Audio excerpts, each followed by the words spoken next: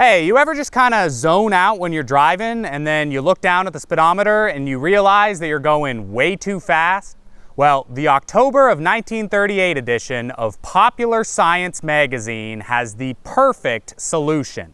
A light bulb shaped like the devil that flashes in your face whenever you drive too fast. So if you ever like daydreaming and just pushing on the gas pedal and not really watching your speed, whoop, there's the devil. Time to slow down. Today, I want to show you a whole bunch of crazy inventions that I've collected in this binder that I found in a whole bunch of old science magazines. We got early advertisements for inventions that we all use today, like the turn signal, and niche but mostly harmless products like this comb holder that you're supposed to mount on the inside of your car. And lastly, we have completely insane ideas like this transportation sack that you're supposed to use to hang your dog off the side of your car. So let's keep things moving with a plan from 1951 for moving water into the deserts of Southern California. And that plan is to shoot the water across the desert using a series of 400 gigantic cannons. These cannons are going to be situated a mile apart from each other. The water is going to reach speeds of 400 miles an hour as it flies through the air, and each one of the cannon stations is going to cost 300 grand, which is like $4 million in today's money. So I'm sure you don't need me to tell you that California's big squirt never made it past the blueprint stage. Next, we got the combination revolver. This is literally a gun with a whole bunch of keys built into the handle, and the only way that you can fire the gun is if you press down on the keys in a specific order that is only known to the owner of the gun. Supposedly, this one was invented specifically to like stop criminals from stealing and then using police weapons, but all I can imagine is a cop being like, "Stop, thief! Hold on, wait just a minute. 1, 2, hold on, 3, 4, I'm gonna get you." Okay, so you know how airports are usually situated on the outskirts of a city? Well, what if, for convenience sake, we just built a giant elevated platform in the middle of the city and just put the airport on that? So just banish half the city to live with no sunlight, and also hope to God that no plane ever overshoots the runway and falls off and crushes a school bus or something. Problem: you never know when you might be sharing the road with a dangerous driver. Solution: let's just put giant skulls on the license plates of bad drivers.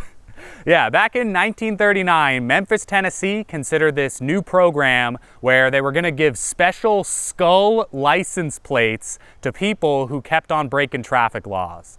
This one is just so funny to me because if the idea is that all these people are so dangerous that they need a literal symbol of death on their car, then why are you even giving them licenses in the first place? Like, here you go, everybody. Here's all the drivers that might kill you if you see them. Just calmly change lanes. Hey, you ever try and smoke a cigarette while you're reading the newspaper and the smoke just gets all in your eyes?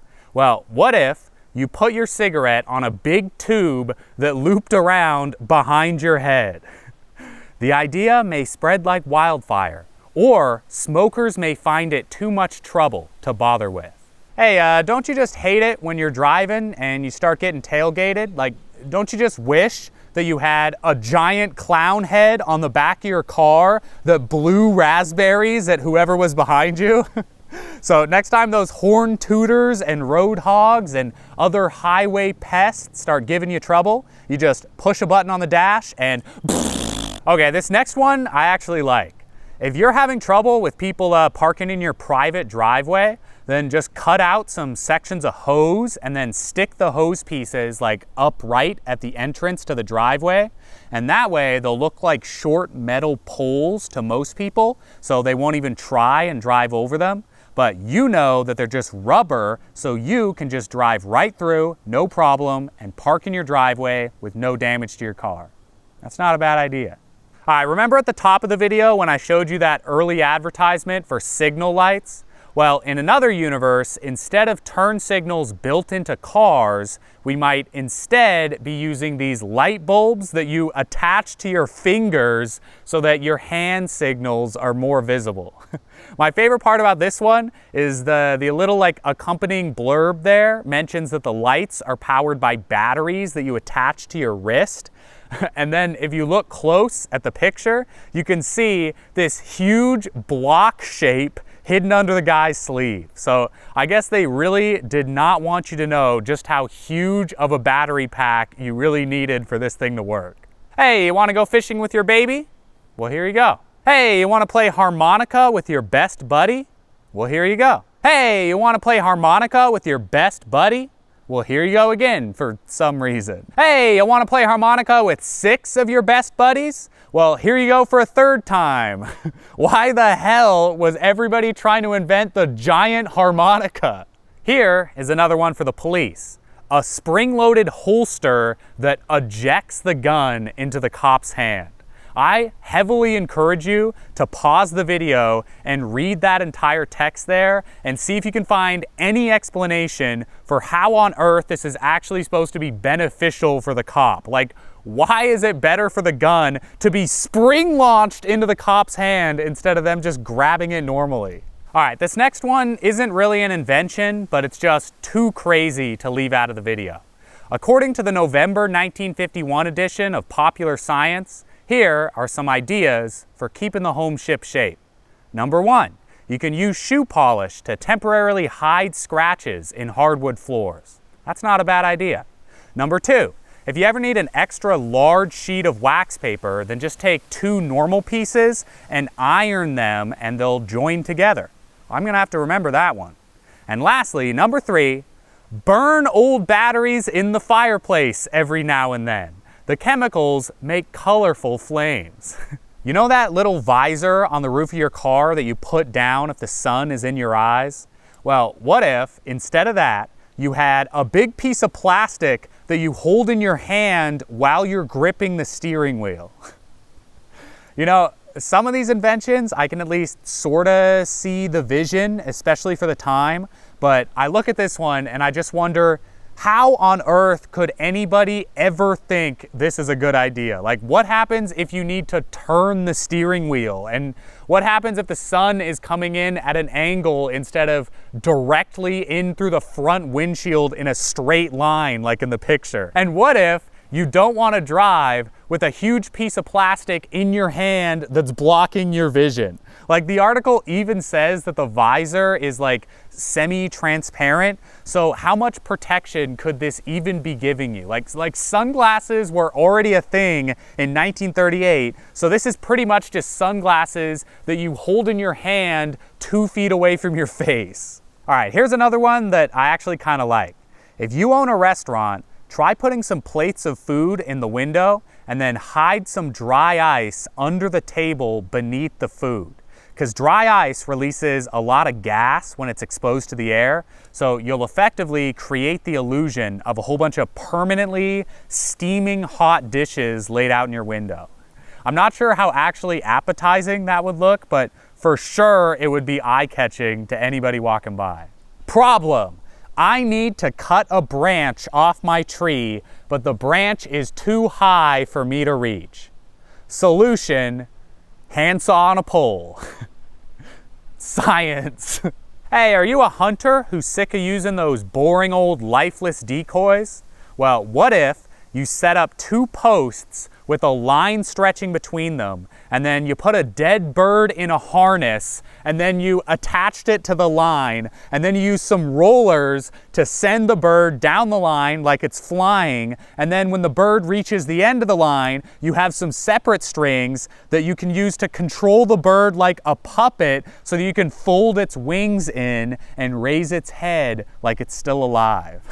And then, I guess, if the decoy doesn't work on the first flight, then you gotta go and walk it back 90 feet back up to the starting position so you can go for another try. Hey, you ever want a hot dog on the road? Well, allow me to introduce you to the Hot Dog Sizzler. It's a hot dog cooker that you connect to your car's electrical system. And now you can cook 2 hot dogs in 3 to 5 minutes while you're driving.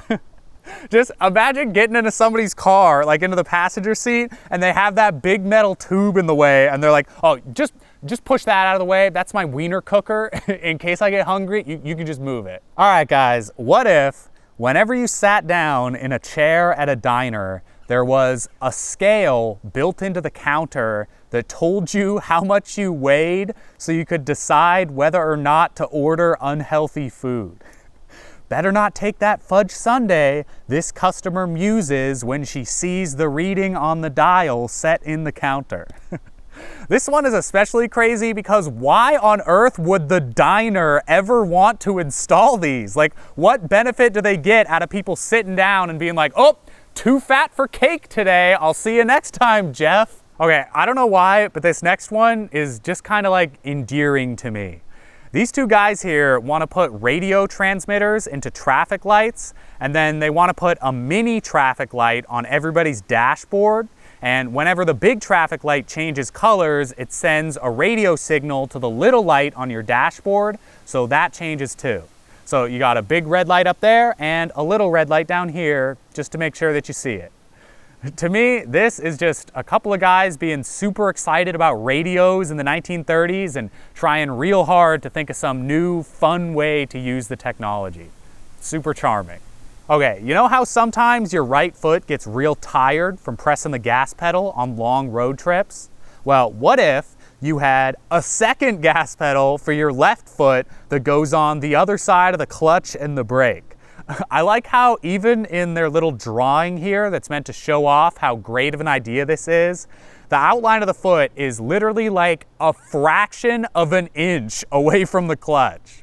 My friends, please allow me to introduce you to Snorky, the hobby horse that is just different. Again, I challenge you to pause the video and read this ad and see if you can identify exactly what is supposed to make Snorky so different from any other hobby horse. You know how sometimes your doormat slides out of place when people walk on it? Well, what if you just cut an inch-deep hole in your porch and then put the mat in there? I guess technically that would solve the problem of the mat moving around. Next up, we have the golf gun that shoots golf balls down the course so you don't gotta use a club. I like this one because the inventor just straight up says that he came up with this because he was sick of losing to people that were better at golf. Like, there is no being coy here about what the purpose of the golf gun is supposed to be. It's just a guy being like, yep, I hate losing, so I put a tube on the end of this 38, and I'm gonna put the ball in there, and boom! Hey, you know how sometimes it's hard to not mix up newborn babies at the hospital? Well, what if we used an ultraviolet lamp to brand the baby's initials onto their body? The brand is gonna last 2 weeks, and so that way we can make sure that poor baby doesn't go home with the wrong parents. What could possibly go wrong with this one? Here's another one that just kind of boggles the mind how anybody ever thought that this was actually a good idea. The eyebrow auto brake hooks the brake system in your car up to the muscles above your eyebrow so you can put on the brakes just by raising your brows. So if you have this thing installed in your car, you better be still as a statue whenever you're driving anywhere, because if you change your facial expression even slightly, you're slamming on the brakes. Like if a song that you like comes on the radio and you go, oh, I love this song, then boom, you just hit the brakes going 70 on the highway. Hey, having trouble with clogged pipes? Well, all you gotta do is put a baby alligator down the pipe and it'll dig a little hole in the blockage, and there you go, problem solved. Okay, I am just about ready to get down out of this tree stand that I found in the woods, so how about we go through one last invention? And I think I saved maybe the craziest for last. In 1942, the United States Chemical Warfare Newsletter included an article about the brand new Mickey Mouse gas mask, designed personally by Walt Disney to get kids excited about carrying their gas masks around. And here's a picture of Walt with the Chemical Warfare Service, and here is a mock-up of how the mask was supposed to look. And here's a picture of Walt proudly showing that mock-up to the chemical warfare people.